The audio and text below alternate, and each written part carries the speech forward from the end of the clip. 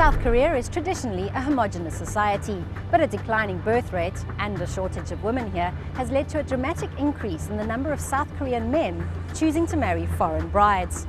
While some of these unions do succeed, it has led to an escalation in the number of sex trafficking, domestic violence and suicide cases. I'm Kathy Hearn. On this edition of 101 East, we take a look at South Korea's booming industry in mail-order brides.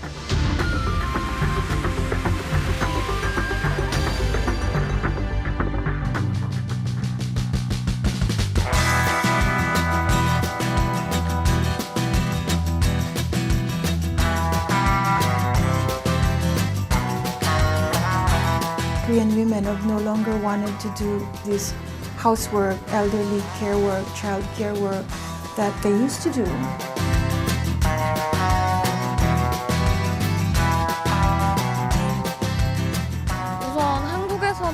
When people get married in Korea, there are many restrictions on the women. We're expected to do all the housework and take care of the mother-in-law.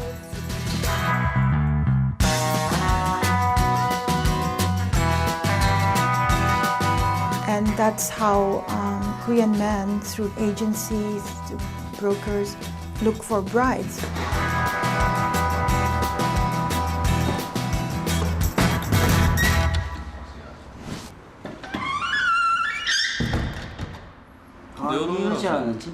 45-year-old businessman Sang-woo Park is a man on a mission. Park is looking for a wife. But in his hometown of Daegu, a few hours' drive south of Seoul, there's a shortage of available women. Korean women are nice, but their expectations are so high, and they are too focused on a man's occupation and social status. They also have a tendency to ignore their husbands and be headstrong. Bong Soo-jang is also a client at the #1 marriage agency. He's a web designer who runs his own business from home. When I go on dates with Korean women, they want to know if I have a stable income, rather than looking at what kind of person I am. These things put me off. Another contributing factor is Korean television dramas. The hero is always depicted as perfect, so our women want someone close to that ideal image. To put it positively, I could say our women have developed high standards, but to put it negatively, I'd say they're simply too fussy. They are also simply too few. There's a significant gender gap in Korea due to a traditional preference for sons.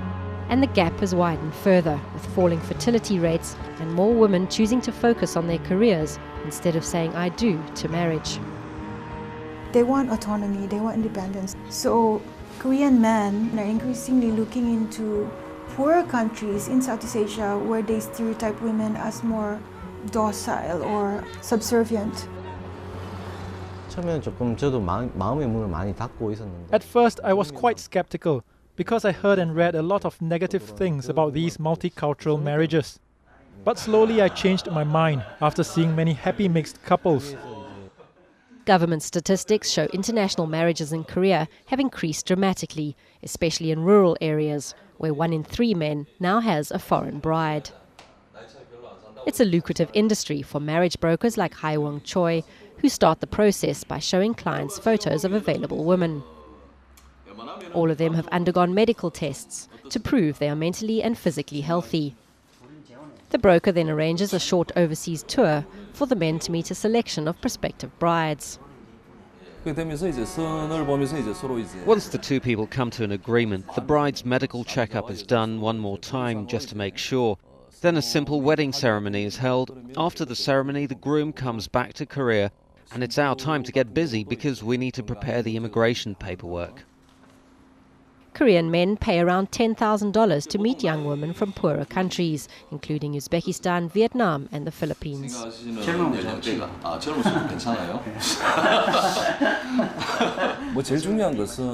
When I handle a case, I treat my client like my own family, or even as if I'm getting married myself. I see it through each and every step of the process to make sure the pair is suitable for each other. It was his older brother's arranged marriage to a Vietnamese woman that inspired Choi to open his own matchmaking agency. Choi's brother, Hai Sung, is a factory forklift driver. He said it was only after his 43rd birthday that he decided to look for a wife. He met 24-year-old Nguyen Thi Lon through an international marriage broker agency. At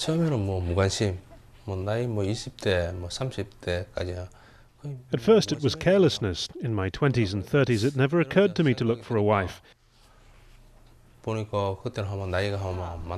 I realized it was about time to get married, I was already a bit old. I went for a few blind dates, but it wasn't really working.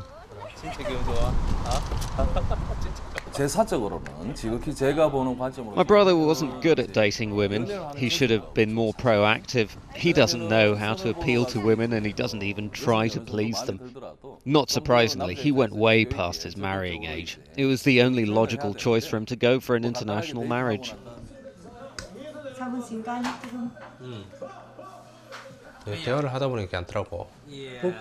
On the first day, I was quite reluctant to choose my present wife because she was too young. But after speaking to her, I thought she was okay.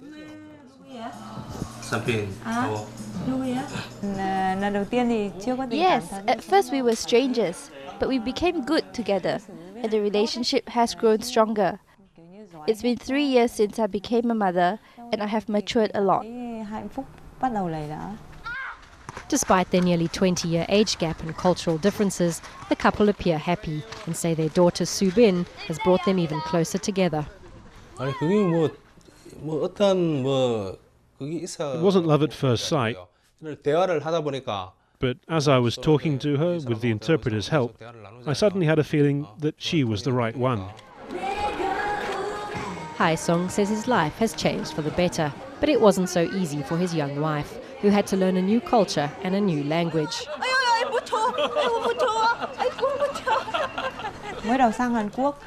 It was difficult when I first came here.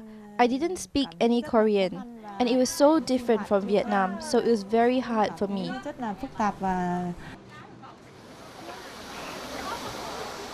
Professor Jacqueline Aquino Siapno has written many papers on mixed marriages.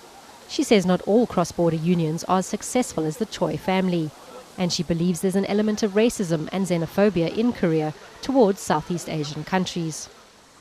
There's very little understanding of Southeast Asia in Korea. My students often tell me that they're shocked to find out that the Philippines and Vietnam and Indonesia is so close to them, because basically their orientation is towards the United States and Japan. The government says it's working on improving relations between new immigrants and Korean society. Multicultural families don't live on their own, so they need to adapt to the Korean community so that Korean families accept them as neighbors. This takes a lot of effort and a lot of time, as many people are skeptical of these ideas. But Professor Siapno believes the communication is one-sided. There is very little in the system that is set up to make them succeed, to make these so-called multicultural marriages succeed. Because their understanding of multiculturalism too, I think, is very superficial. It's about the Southeast Asian woman assimilating. It's hardly about the Korean husband learning about Vietnamese history. It's always one way. It's a challenge for a society where foreigners were traditionally seen as invaders and treated with suspicion. But today, over 140,000 women have settled in Korea as foreign brides. Many come from Southeast Asia, particularly Vietnam.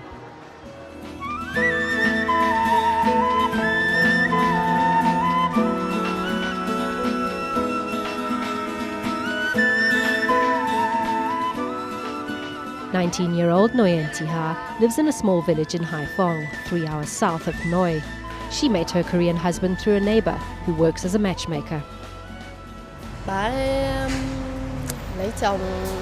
In the place where I live, there are 6 or 7 foreign brides from my street, and one next door to me. I also have one classmate who married a Korean. I think it's become quite a popular thing to do. Nguyen Thi Ha wanted to go to university, but her parents said it was not for girls and she should find a job.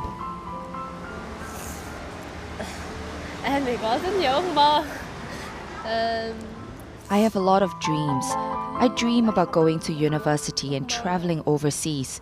I didn't expect to marry a Korean man.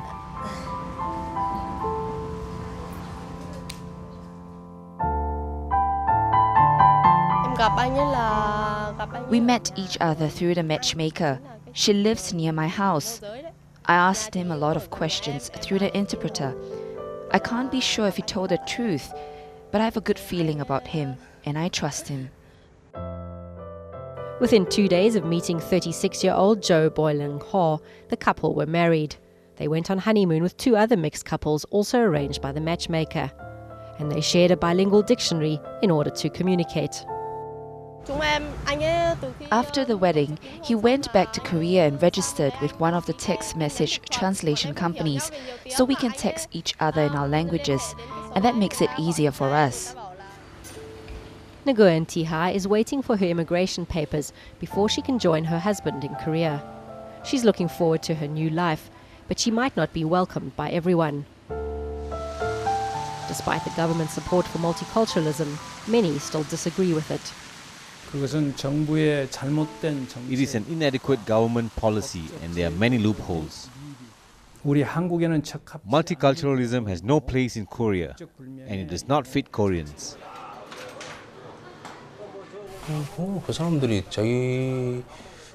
They've no business to approve or disapprove of our marriage. It's my personal life, whether it's a multicultural home or not.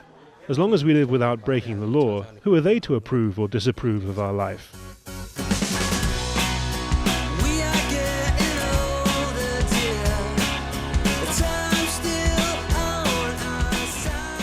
Bachelors Sang Wong Park and Bong Soo Jang say South Korea is changing. It is true in our society, Vietnamese brides were looked down on, but I think it has improved a lot. I've nothing to feel embarrassed about. It's my right to choose to marry a Vietnamese woman. I'm not affected by what people say. On the contrary, my friends and relatives will be happy for me to live with someone so young and pretty. They will even be jealous of me. Over a traditional South Korean meal, the prospective husbands were more forthcoming about their difficulties in meeting Korean women. Bong says there's even a name for this phenomenon, the $4,000 condition.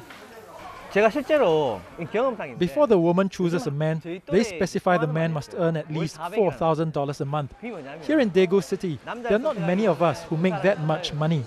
Anyone our age who has been working in a design office for 10 years makes about $2,000. But we work hard and do our best. I think Korean women should look at the person first, but they don't, which makes it difficult for us. And having children is another priority. If I were to marry a Korean woman, I would have to choose someone in their 40s, so this will pose a problem in terms of children and health. So my yearning for children compels me to consider a young and healthy bride. That's the reason why I prefer young Vietnamese or Southeast Asian brides rather than a Korean bride. It's an attitude the Korean government is actively encouraging in order to combat South Korea's lowest ever birth rate and an aging population.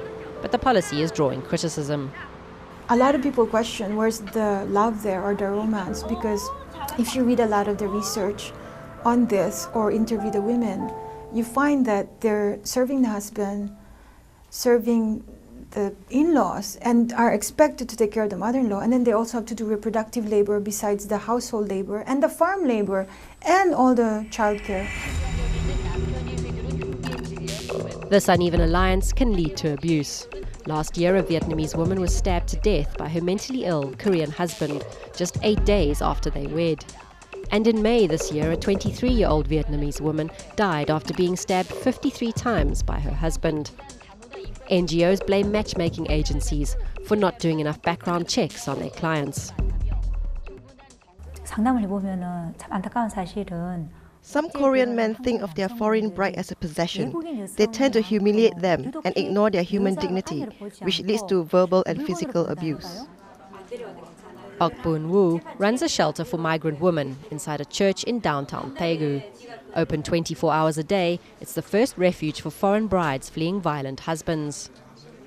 A survey in 2008 from the Korea Institute of Health and Society showed almost 30% of foreign brides had experienced either verbal or physical abuse from their husbands.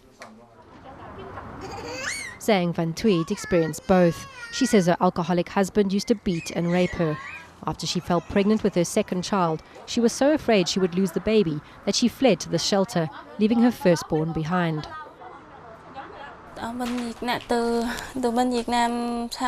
If I have to live with my husband, I don't know what will happen with my life. It may be in danger. He drinks all the time, so sometimes he does things and is out of control, and I feel unsafe. The increase in abuse of foreign wives in Korea has invoked international criticism over human rights abuses and links with sex traffickers. So I feel as long as they think of them as a sex toy and not as a wife, this problem will never end. This is a serious problem that the country needs to think about. South Korea is trying to reform the international matchmaking industry and has set up centres around the country to help foreign brides in trouble. The women are given accommodation while the shelter helps them look for work and apply for Korean citizenship.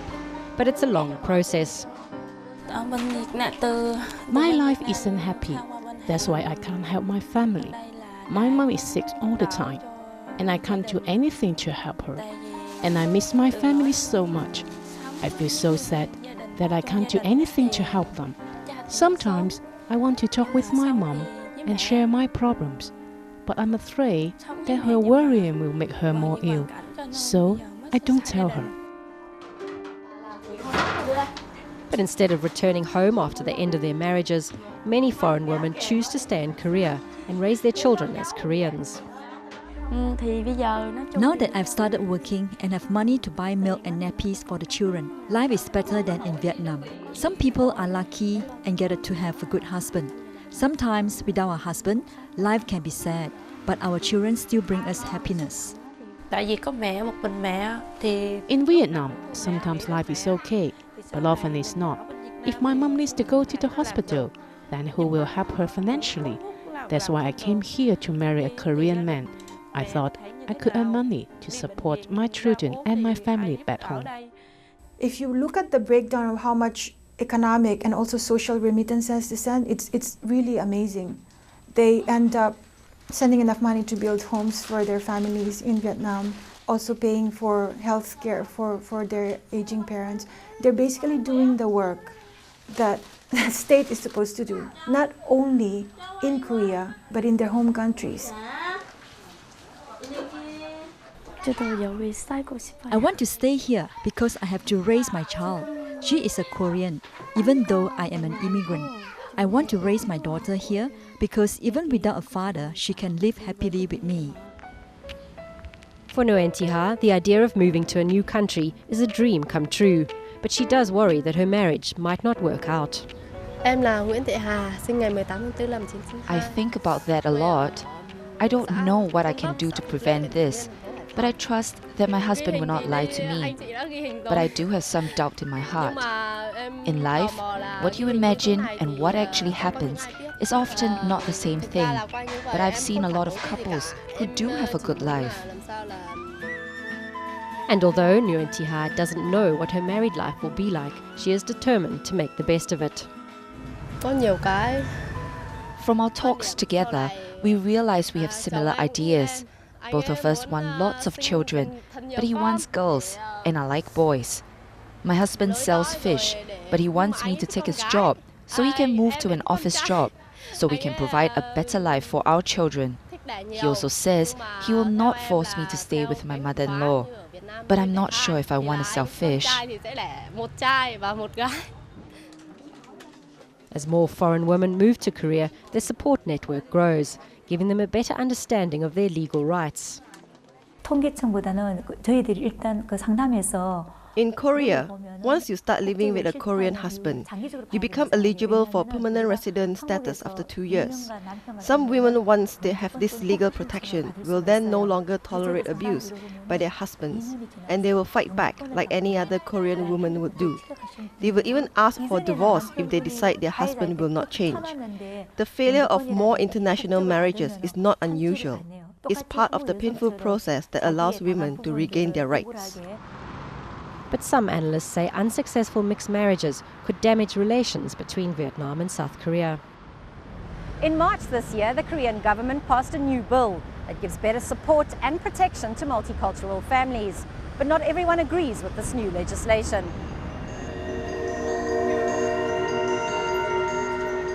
60-year-old widower Cho Dong-Hwang says it's Korean men who can end up as victims. 30% of international marriages end up in divorce. Some women run away to live with their lovers, and even when you catch them and take them to the immigration office, the officers are under pressure from human rights organizations. There are more than 300 human rights groups protecting foreign brides, but there are none supporting Korean men's human rights. Cho Dong-Hwang says some foreign women use marriage as a way to get Korean citizenship and will lie and cheat to get what they want. He set up a website to record the stories of unions that didn't end happily ever after. Korea is a very conservative country. For a man to be subjected to this kind of scam is so humiliating. There are people who are reluctant to come out openly, and even if they go to a journalist to report the incident, the journalist will be edited due to the fear they will be blacklisted by the government. That's one of the reasons why it's not well known. The government confirms some foreign brides are using marriage to gain citizenship, and in response they have tightened the laws on marriage brokers. Only officially registered companies are allowed to broker marriages. We also have cooperative agreements drawn up with the Philippine and Vietnamese embassies to monitor and control legitimate processes. Nowadays, you need to complete training that's organised by the government, and you need a proper office, and you need to take out compulsory insurance. If a client suffers financial loss due to our negligence, then they can be paid by insurance companies up to $50,000 US. To help foreign brides assimilate in Korea, the government has set up support centres.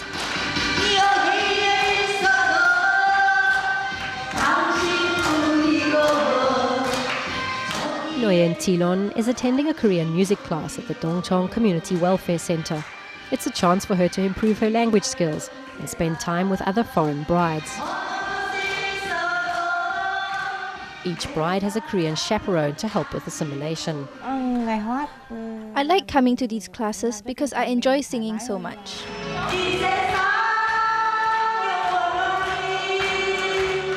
The centres also try to help children from mixed marriages so they don't face discrimination.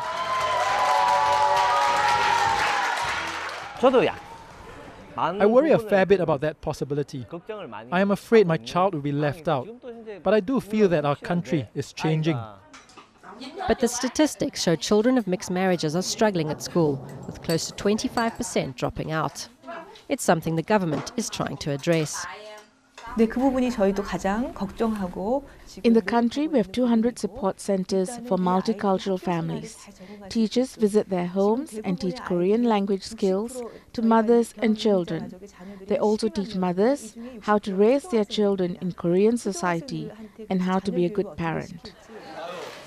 While the government looks at the big picture, these prospective grooms are excited about their impending marriages. Park has high hopes that he will soon meet his future wife. I am optimistic that by the third day I will have met someone I like. There will be many to choose from, and I'm sure most of them will look attractive to me. Up till now, I've only been used to seeing Korean ladies in their 40s, so this could be a breath of fresh air.